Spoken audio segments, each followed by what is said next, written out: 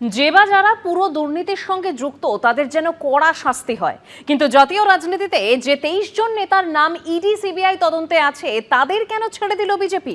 ঘণ্টাখানেক সঙ্গে সমান অনুষ্ঠানে প্রশ্ন তৃণমূলের প্রতিনিধি প্রদীপ্ত মুখোপাধ্যায়ের। যে বা যারা পুরো দুর্নীতির সঙ্গে যুক্ত আছে তাদের যেন কড়া থেকে কড়াতম শাস্তি হয়। রোল অফ গিভার্স খুব ইম্পর্টেন্ট। আমি আশা করব যারা দুর্নীতির সঙ্গে যুক্ত হয়েছেন, যেমন 26,000 চাকরি গেল, 26,000 মানুষ সাজা পেলেন, কিন্তু উল্টো দিকে কারা, তারা কিন্তু সাজা পেলেন না। আমি জানি না যে তাপস পাল, মানে অন্য কেসে তাপস পাল মারা গেছেন, তিনি দোষী কিনা জানি না। সুব্রত মুখার্জি মারা গেছেন, জানি না তিনি দোষী কিনা।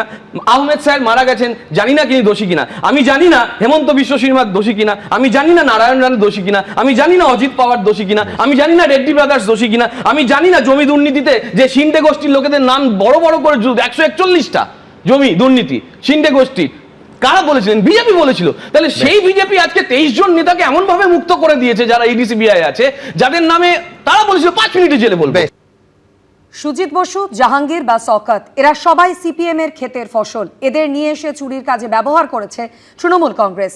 ঘণ্টাখানেক সঙ্গে সমান অনুষ্ঠানে সেই মন্তব্য করেন বিজেপির প্রতিনিধি বিমল শঙ্কর নন্দ। রেলে চাকরি বিক্রি করতে গিয়ে লালু প্রসাদ জমি নিয়েছিল, এও তাই। সম্ভবত লালুর সঙ্গে এর কোনো যোগাযোগ আছে কিনা বলতে পারবো না, কিন্তু লালু যেরকম জমি নিয়ে রেলে চাকরি দিয়েছিল, এ সেরকম ফ্ল্যাট বা জায়গা নিয়ে মোটামুটি চাকরি দিয়েছে। আর রেড চার্টের কথা তো মাননীয় প্রধানমন্ত্রী বলেছেন। এখন একজন এগরোল দিয়ে জীবন শুরু করেছিল, এগরোল বিক্রি করাটা মোটেই অপরাধ নয়। যে এগরোল বিক্রি করে সে যদি সুস্থ জীবন যাপন করে, আমার কিচ্ছু বলার নেই, সে কাজ করে খায়।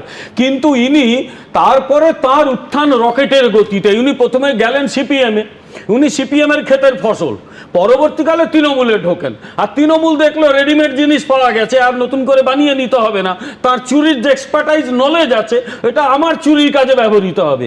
যারা যারা ঢুকেছে, সে তুমি শওকত মোল্লা বলো, ওদিকে জাহাঙ্গীর সাহেব বলো, এরা প্রত্যেকে সিপিএম এর ক্ষেতের ফসল। একদম রেডিমেড জিনিসকে তৃণমূল নিয়ে এসছে এবং তাকে চুরির কাজে ব্যবহার করে।